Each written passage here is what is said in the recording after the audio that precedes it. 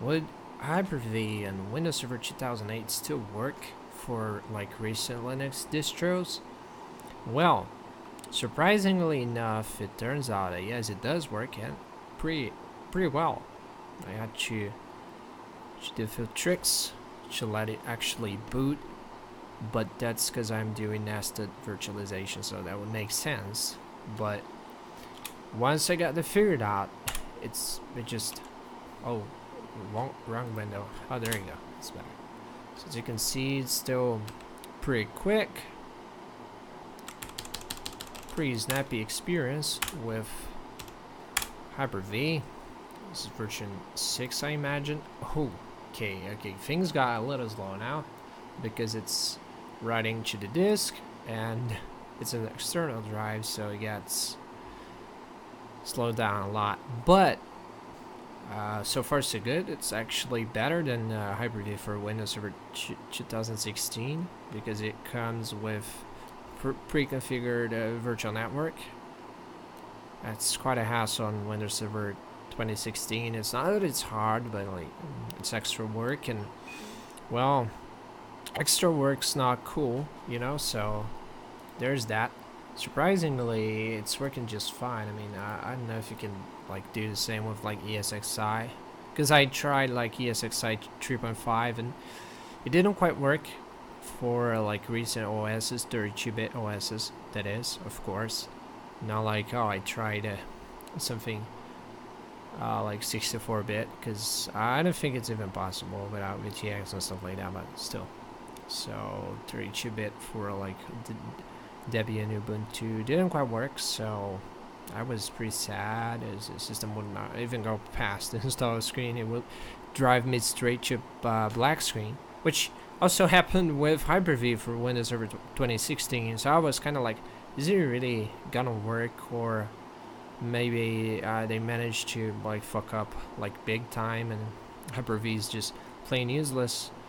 But I don't know. Maybe it was just Hyper-V for Windows Server 2016, or maybe that Hyper-V, that specific one I was using, maybe a virtual machine setting, but it was not cooperating a lot. It did let me install Linux, but it took a little bit, like trying to figure out what was not alright, and then, you know, from that to getting it worked, it took me quite some time. So surprisingly enough, Hyper-V for Windows Server 28 worked like just fine. No issues. It was literally plug and play. And as you can see, I'm running version 6.17601.17.514. Hyper-V Manager provides management access to your virtualization platform. Great. So yeah, I'm actually surprised, and no, I don't want to participate. As you can see, it's a little slow, but I will leave that. I would blame that on graphical acceleration, so it's not Hyper-V's fault, I suppose. I don't want a desktop environment. I'm sorry. A web server, yeah, that would be fine. SSH standard system, yeah, maybe we could go with a few ones, because you know it's good to have like sudo pre-installed. So why not? But regarding graphical interfaces, nah, I don't think so. We don't need that. It's just it's gonna serve for basically testing, so we don't quite need a graphical interface at all. And it might be a web server or something, a web server VM, that is. But still, you know, I just hope it does the trick. It might not, but who knows? It's pretty quick, surprisingly enough, after the workaround, because it does demand some extra work, which is a shame. But after you get past that hard part, it's just games and fun. It usually is. So I'm actually very surprised with how fast it goes. Oh, my CPU is frying out. Jesus Christ. Okay, now frying is 45% for just one VM. Doesn't sound great.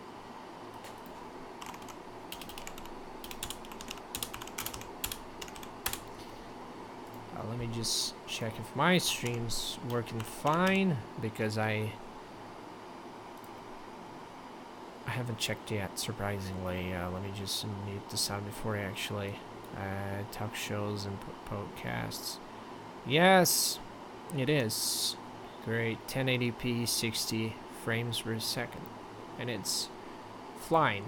I wonder if, like, with Windows Admin Center, I can actually manage those virtual machines, because, like, the limited, there's a Windows Server 2008 R2 works with Windows Admin Center, but it's limited support, so it might work, but we don't know how decently it works, or if it's just like CPU management, RAM management. I don't know if it does let you manage files and VMs. That would be great. I mean, it's not like there's a lot of people running a Windows Server 2008 for virtualization purposes anyway, because it's old, and it's probably not the best option when it comes to safety, and you know, the VM BIOS is not updated, and a lot more things that are probably not recent anymore. I wonder if I can do like nested virtualization with Windows Server 2008, like double nested actually, because what we're doing nested virtualization right now, because I'm running Windows Server 2008 on top of VMware Workstation, so that's one layer of nesting, because it's Hyper-V on VMware Workstation, so it's nested. Now imagine like a three times as much nesting, so that we would be running out. Oh Jesus, I blanked out. I literally blanked out. What was I saying? Oh yeah, ESXi, yeah. And that probably would not work. I don't know if Hyper-V actually supports nested virtualization, but would be cool. Let me just check how's the CPU and RAM. Okay, not too bad. 65% total. It's actually, it's a little too slow though. Like, it's really the slowest thing I've ever seen. I blame that on the lack of graphical acceleration, or maybe the CPU getting nuts, because I'm streaming 60 FPS for no reason at all. I just wanna let's see if we do have internet though. We do, yeah. There you go, that's great. So we have connection. That's a great sign. That's actually a pretty decent sign. So Debian works on Hyper-V. Amazing news. So let's run apt get. Oh, actually needs sudo. Oh, not installed. What? Oh yeah, it's the very basic install. Doesn't matter. Apt get install screen fetch. Yeah, we could start with that. As you can see, system's running just fine. Surprisingly, given it's a 10-year-old hypervisor now. I don't know if it's got any updates to its functionalities, but I don't think so. And still runs everything just fine, which is, wow, excellent. So yeah, 64-bit virtualization of 10-year-old software is still going strong, and apparently a lot better than I thought. Screen fetch, let's run the command and see. Oh my god, it's so slow though. There you go. 102.483 i7-4710MQ CPU. Frequency is a little off. We're running bash 4412. That's Debian 986 kernel x86-6449 whatever. Yeah, as you can see, it runs just fine. So here's screen fetch for you with all the information. It's using 102 megabytes out of. Wow. Shut down. And bingo, shutdown command. And it's off. Now let's try Ubuntu, because why not? I think the ISO is in there already. Is it? Snapshot settings. Might not be. Oh, shoot, it's so slow though. We gotta change that. Time to shut the VM down for half a second. It's just for so that we can actually change settings. Let's check that out. So CD DVD, we don't need that. Not connected. Use physical drive instead. Network adapter bridged. Graphics display. There's no acceler. Oh, there is. So what's going on here? There's something bottlenecking the whole system. Look, yeah, it's definitely the VM itself, because the computer is fine. It seems to be like my main computer where I'm streaming from. It's just not lagging at all. It has to do with oh my god, is that it? So let's click on OK, and sorry, it's doesn't make sense. It doesn't make sense at all. Why is it so slow? Like, there's no reason for that. System's just not willing to. It's like there is no graphical acceleration at all, even though there is. Maybe I should just use RDP instead. That would work a lot better, I imagine. So let's open the server manager, server manager, server manager, server manager. And we can go straight, not this management, for God's sake. Let's go for server manager itself. Oh my god, what's going on here? It's so slow. Like, wow, remote. System doesn't want me mess around. As you can see, it's just not happening. It's the slowest thing I've ever seen in my whole life. Oh my god. So, the main firewall, where's the remote options? That hasn't loaded yet. Oh, there is remote desktops disabled configured. Remote desktop. Where will load? I wonder. Come on. Remote desktop settings. Oh my god. What's going on with the system? Remote. So, allow connections from computer running any version of remote desktop. Yeah, let's enable it. System IP is 93, I suppose. 192.168.15.93. That's what we're gonna try. So remote desktop, and then 93, and we're gonna options, credentials administrator. Come on, come on. It's probably not gonna let me do that because I'm not. Maybe the IP changed. Gotta check that out. So let's run command prompt. If the system lets me, something happened because it's got like so slow. It doesn't make sense. IP config. It doesn't load. Great. System just became fully unusable. Yeah, it's 93. The system doesn't want me connect. Let's try putting in the domain name and then backslash. Oh, there you go. Now we have it. Oh yeah, don't ask me about that again. And is it gonna let me? Oh my god, is it not gonna? Oh, there you go. So we are remotely connected to the system now. And hopefully it's gonna make things a lot better, a lot faster. And that's just what I hope. It doesn't look much faster, honestly. Okay, so it kind of froze. It's a big F. Oh well, we tried.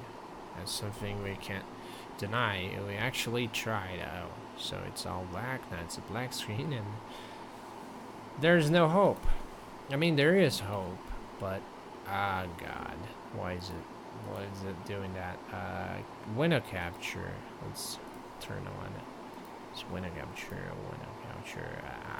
Please, come on.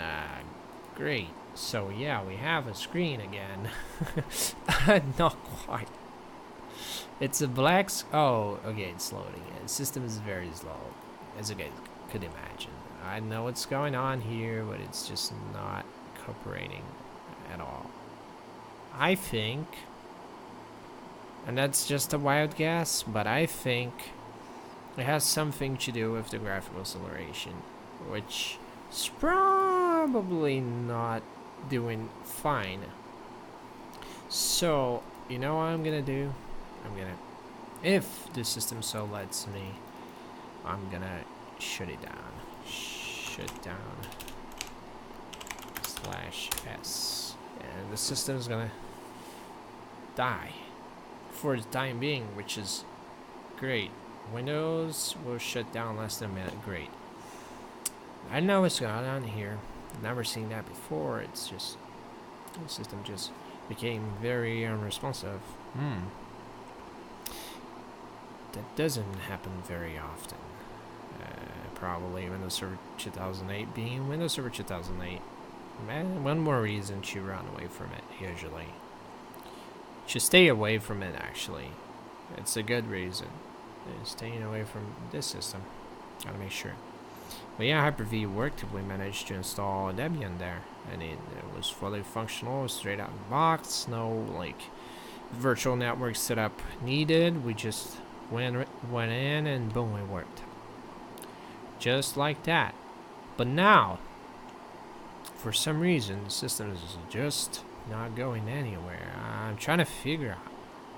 I'm really trying my best to figure out. It hasn't, it's still on. Oh my god. It's still online. Oh no. Ain't that the lamest thing ever? So I'm gonna shut down the screen for a second before making a few changes to the settings and hope it actually makes the system a lot faster. So that display, we can increase the memory to 700 megabytes and hope it does speed things up. We might try Proxmox then for virtualization. Might be your best bet. At this point, I don't think we have any better option.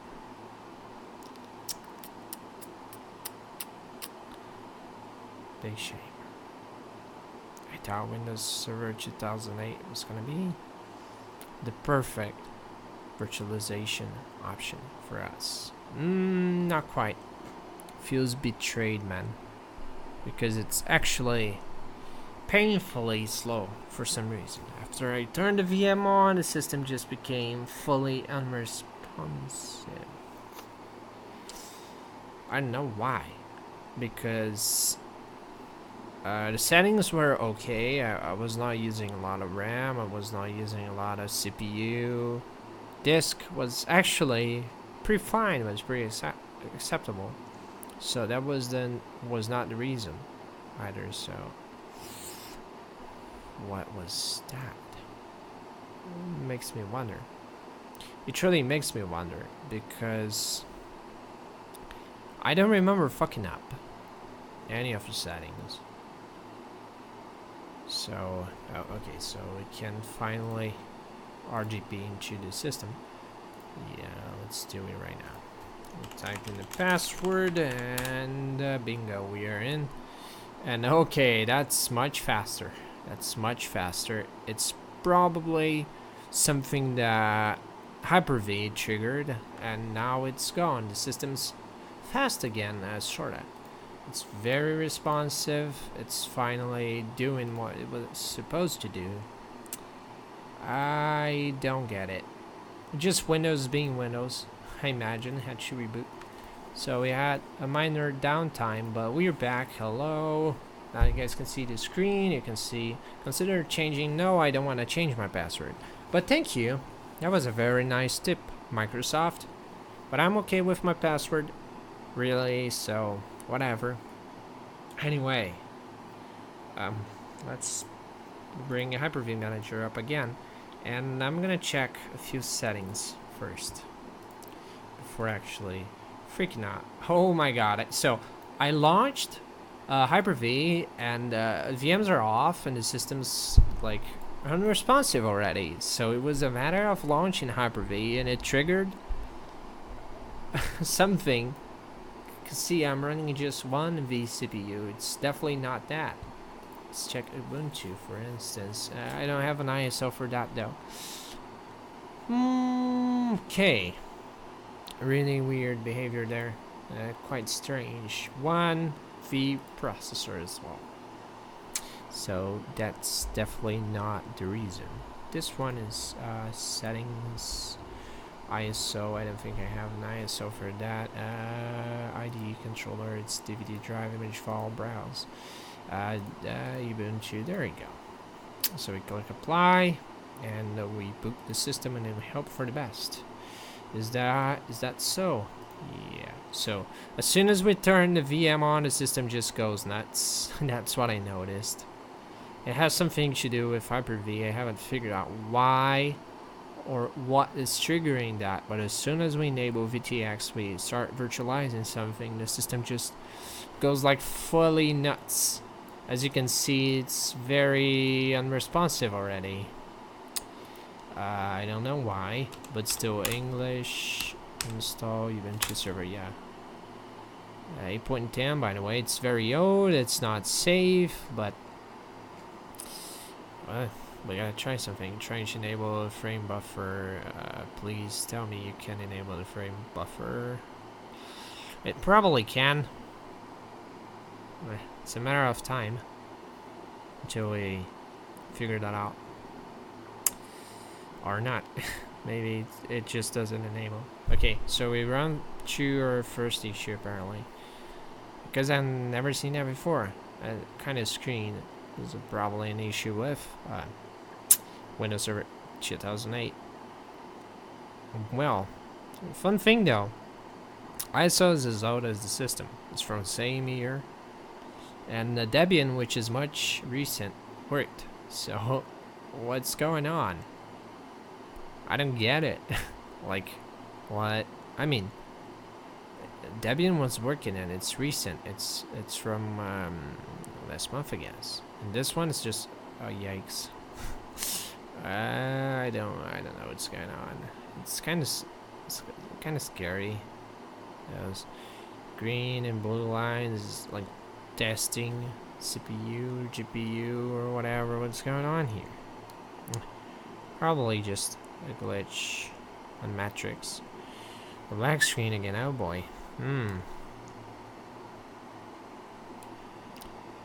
Yeah, we are stuck, so we ran through the first issue with okay, so systems, okay, it's not unresponsive yet. As you can see, it's using 6% CPU. It's not a problem. 2 minutes of uptime, still no response whatsoever. And assign memory on 12. There is no memory demand, no memory status, heartbeat, no contact. Oh, maybe ISO's gone. No. There's life. Take a look at that. Yes, there's life. It seems to be alive. How alive, though? That's something that we gotta question. How alive is the VM? Doesn't look very alive, does it? It's going like this gray screen. I've never seen that before. And look at how fast it is. Ooh, insane. Pinnacle of virtualization right there, as you can see. Impressively quick, impressively responsive, and impressively artistic. Oh my god, what's going on? So now it's going black. I don't get it. I truly don't get it. It probably does not work. Simple as that. It's better just to state it does not work. With Ubuntu, which is okay, it's a very old ISO, so it's sort of, so I kind of saw it coming. I'm not very surprised, but I was hoping for something a little more exciting than that, if you know what I mean, because that screen's just, man, look at that. I was really hoping for at least a decent error. Oh, okay, so it's alive, sorta. It's sort of alive now. The system's talking. Listen to it. Listen to it closely. The system's still alive. So please choose the language you use for installation process. This language for the default language for the system. Okay. Yeah, fine. Sweet. Sweet. So what now? Turn off settings, refresh, inspect disk. Do I have any options to like send VMs from Windows 2008 instance to another on a go without downtime? Probably not. I think that was implemented in Windows Server 2016 or maybe 2012, but we could try that later on. I could run like 2 Windows Server 2008 VMs and mess around with like multiple virtual machines and see what happens once you switch. Yeah, the system just doesn't care about me. It doesn't seem to be. Oh, okay, it is. It's pretty slow. It's the slowest thing I've ever seen. Oh my god, no.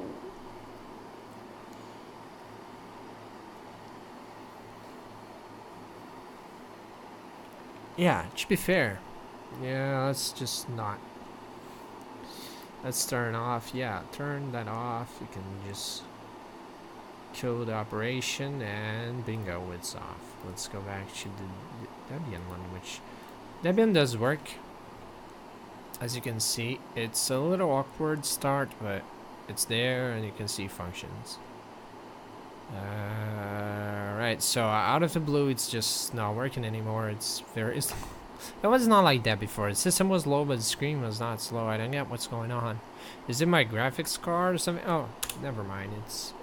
It's okay. Okay, not so okay.